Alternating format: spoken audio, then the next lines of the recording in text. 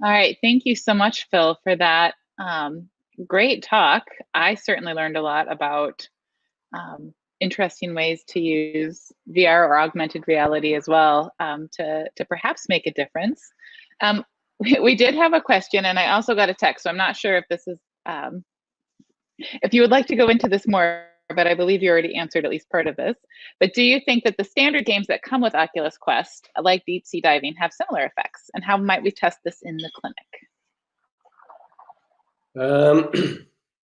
I'm not sure how to answer the thing on the deep sea diving because I know nothing about diving, but for me, who doesn't like water, I would probably use something similar to augment my pleasure of actually getting into the water, which is something my kids think is a disaster that I don't join them in the water.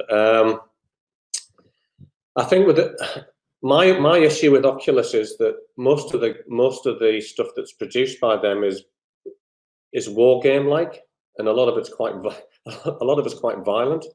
It took us quite a long time to find applications that were more relaxing. There's a few meditative videos out there or applications out there, but they're not that great. So I don't think there's been that much effort by the designers really to design things that are sort of relaxatory enough that for people with pain or people with stress. And that's why we decided to go in this future study to do something that's more bespoke for the individual because there's not that much available. However, having said that, if you're looking at long-term relief of pain or stress, whatever, these gaming videos are quite good for that because it gives you some sort of competitive edge to get better and better and better, and it increases your interest, a bit like being addicted to a video game, again, like my kids are. And the more immersed they get, the less symptoms they should have, really. And if you keep using that over a period of time, then that should help. There is actually a deep sea application on the thing that we were using, but no one liked it, so we didn't use it.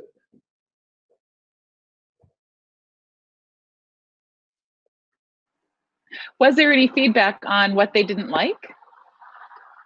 Well, the virtual water was quite murky, and there was a lot to see, but it was very difficult to find. So there was whales, there was plane wrecks, there were dolphins, sharks, but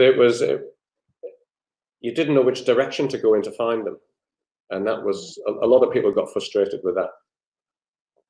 I can totally see that. I feel more anxiety if I don't know how to get to where I want to go. So that wouldn't be Exactly. relaxing for me, even though I love water.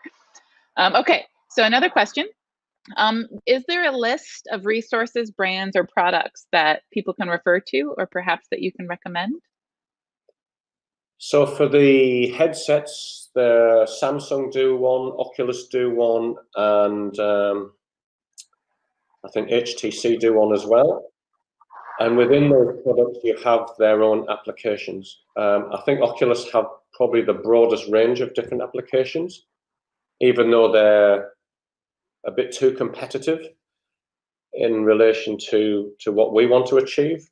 But I'm not sure on the clinical education. I mean, we had to do a lot of searching online for that sort of stuff, and I think you'd have to look at the research that's out there and then write to the authors to see how they acquired their applications or who designed them.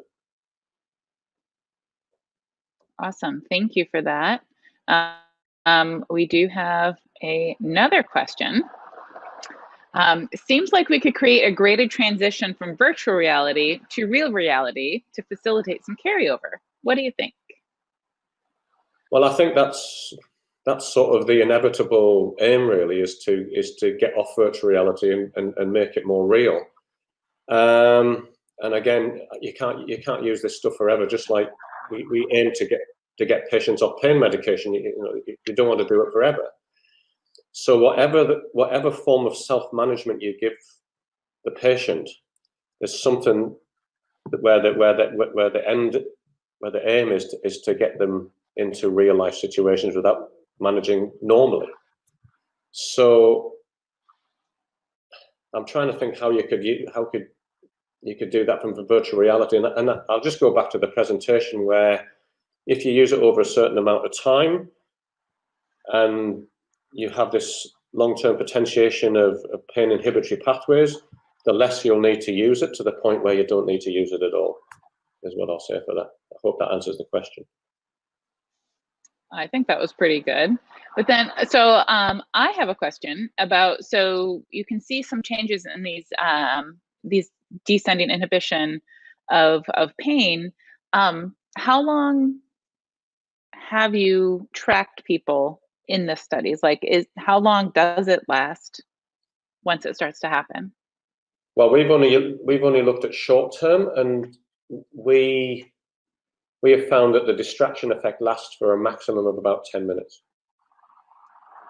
on a one-off use. We haven't gone any further than that at the moment, but from the stuff I showed you in the study, there's 1 or 2 studies that have shown that after 6 weeks, there's still a significant pain reduction, which is really good for us. And that we've just been given 14 headsets and computers that we can gift to participants. So we're looking at designing a study where we can just give it to them and they can keep them on the proviso they take part in our study. And now we've got a good chance of doing a more long-term study. 6 months plus is what we're aiming for.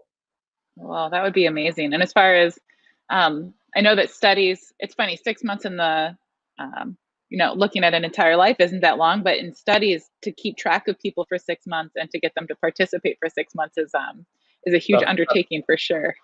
And that's the difficulty, and that's the protocol I'm writing at the moment, is how do we engage with them on a daily or weekly basis to make sure that they're doing it.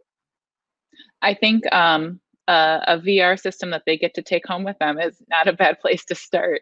It is, but it's not the headsets where it's not the Quests, it's still the Rift. So it means setting up a big Alienware laptop, sensors, and a whole sort of thing. And some people might not have the space. It's a bit clunky, is what I'll say. But it's free. Good place to start. Yeah. Okay, so we did get another question. Do you think there is a risk with using this type of technology with those who have vestibular systems or sensitivity to motion sickness? Good question. We did a lot of research into when we were developing the spinal cord injury study on which types of application give you motion sickness. So what we found is anything with any form of pitch and roll. A roller coaster is a good example. We've got a good roller coaster VR, and most people don't finish it because it makes them feel really sick. So the NatureTrex application we used, there was no pitch and roll. It was just backwards, forwards, side to side, and we had no motion sickness reported in that. Whereas we did the pilot for the roller coaster, nearly everyone felt sick and dizzy. In the cancer pain study, we've had a couple of people who felt a bit nauseous, but that's because they're in the advanced state of disease. They're on loads of different types of medication, and it's the medication, it's the mixture of the medication and the VR that makes them more sick than people who are on steady courses of medication. That's fair. And I'm so sorry. Go ahead. No, that's all right. I finished.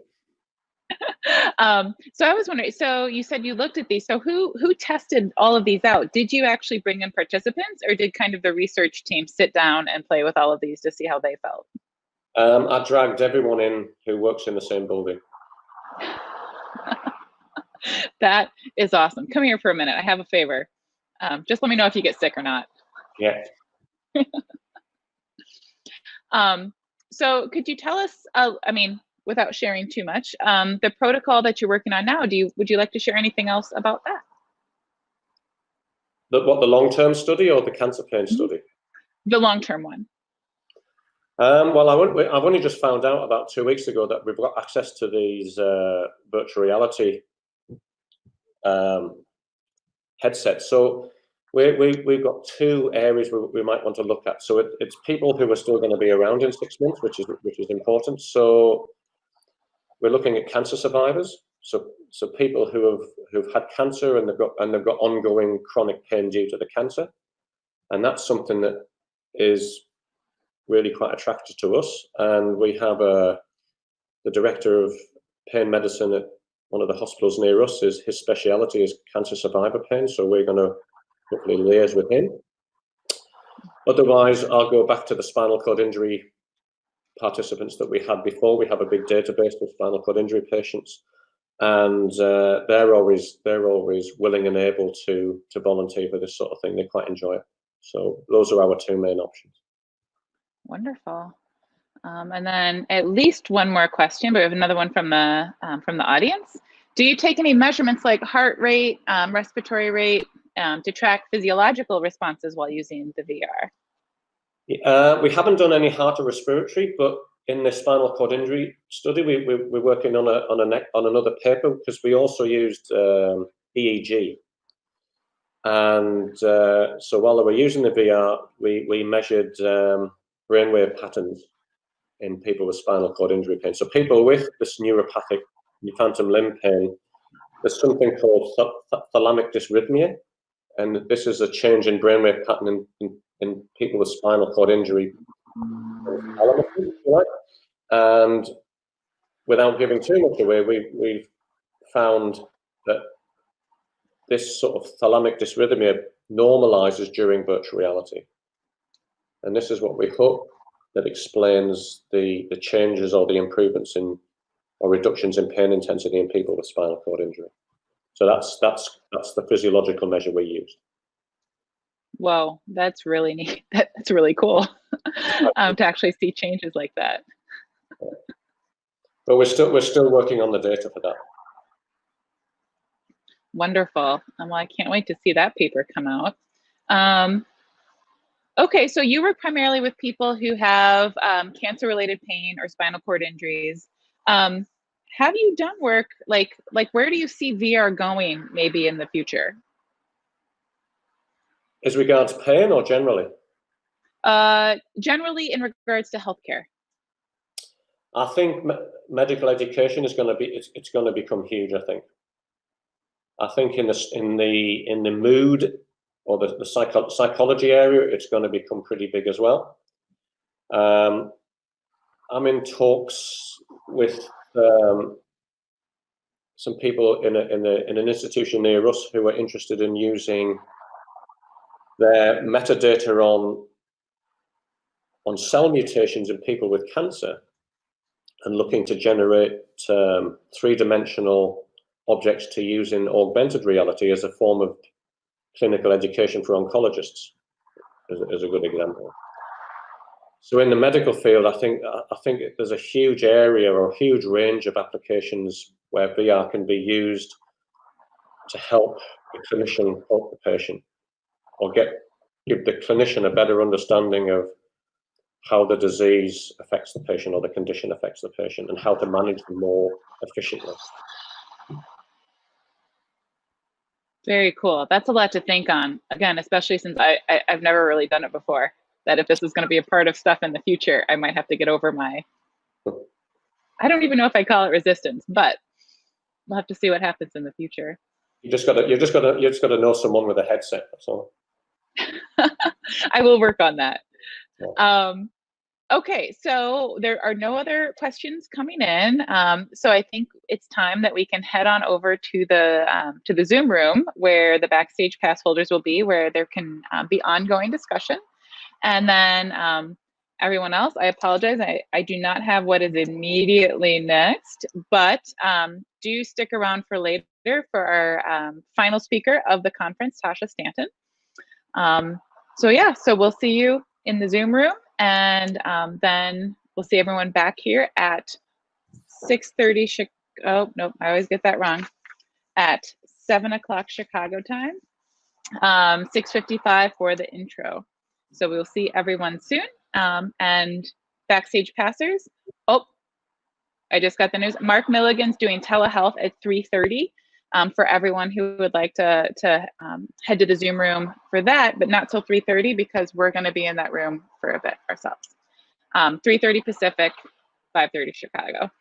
I don't know anyone else's time. Sorry. Okay. So Phil, we'll see you over in the Zoom room. Everyone else, we'll see you soon.